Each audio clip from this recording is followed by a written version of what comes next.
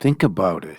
God came to earth in the form of a human being and was killed by the government, the established religious order of his day. The two are in the same bed, and one controls your pocketbook and the other your soul.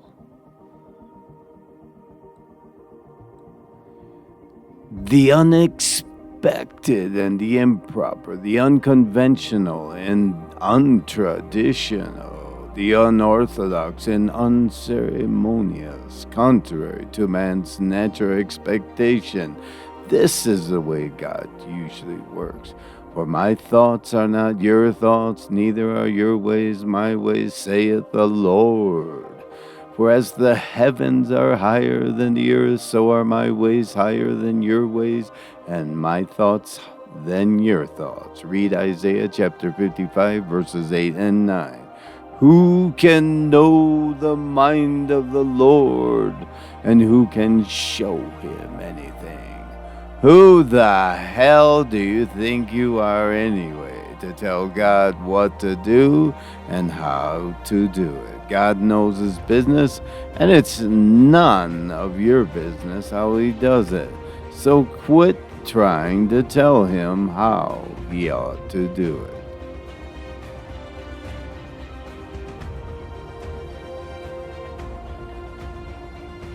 Wouldn't it have been more respectable and acceptable for the King of Kings, Jesus, to have been born in a palace with illustrious members of the court in attendance and with all the honor and praise of the system, instead of on the dirty floor of a barn under the cows and asses and the smell of all that horse shit, wrapped in rags and lying in a feed trough with a motley crew of poor little shepherd boys kneeling on the floor beside him? The manger has been so glorified by man since then that they've forgotten what it was used for, nothing but a rough bin for the cows to eat out of.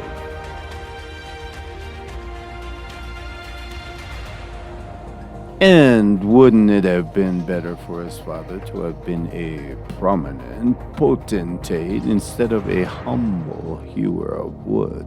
Wouldn't that have made it easier on him and his followers and advanced his work a little more rapidly to have the approval of the established order? And wasn't that rather humiliating for his humble parents to become fugitives from injustice and flee the country like common criminals for having given birth to the leader of a rival revolutionary government? And wouldn't it have been better for him to have lived a little more decently and acceptably instead of being born in another man's stable, scrounging his food in other men's fields, and sleeping in other people's houses, including alone with a couple of lovely young single sisters, and buried in another man's grave? Did he have to be always challenging the churches, defying convention, destroying traditions, and threatening the religious system? So that he had to be executed with common criminals and leave behind the evil reputation of having been a companion of publicans and sinners, a glutton and a winebibber, found too often in the company of drunks and harlots, a lawbreaker, a rabble-rouser, a disturber of the peace, a demon-possessed bastard and false prophet of the wrong way? That's what they called him. Couldn't God have used less controversial tactics than that and done it more peaceably and respectably and acceptably?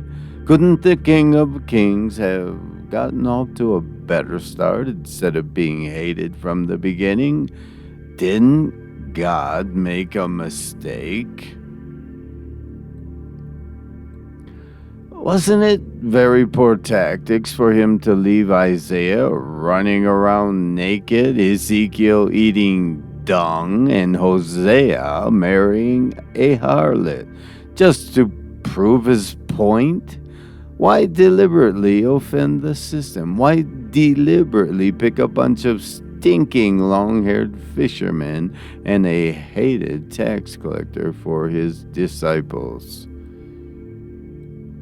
Wouldn't you have made easier progress, Jesus, if you'd done it man's way and chosen them from the learned Sanhedrin, the local Bible college or cemetery, with the approval of the synagogues and the permission of the high priest and a license from Rome through the governor? Wouldn't you have gotten off to a better start, Jesus?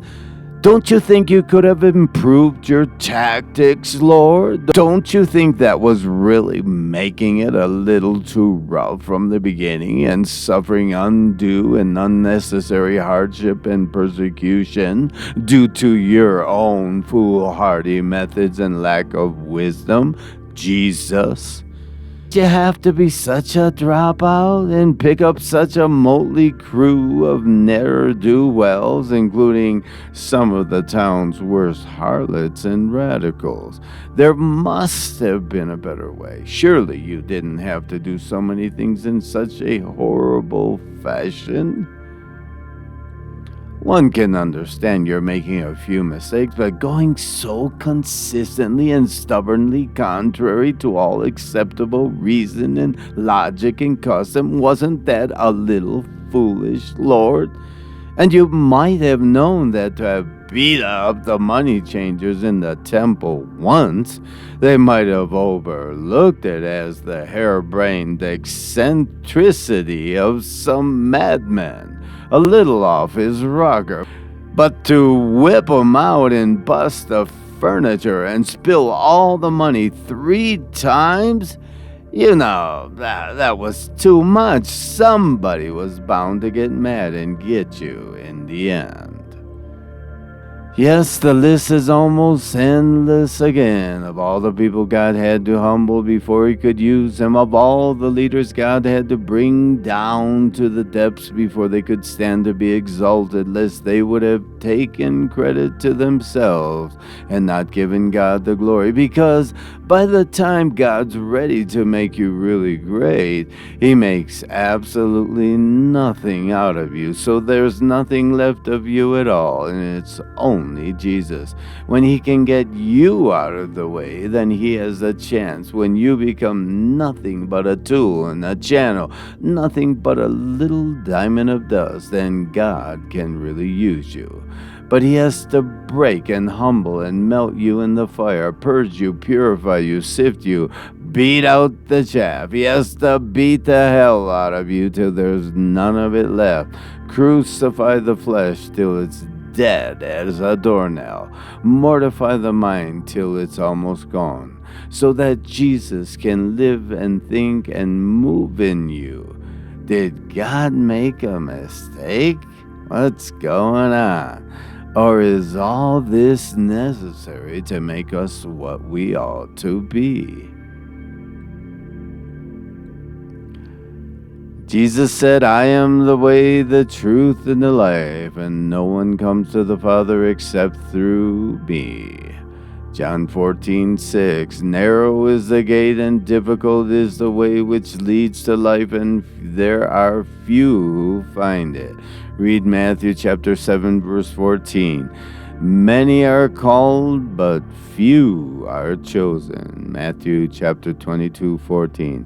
Not many wise according to the flesh, not many mighty, not many noble are called.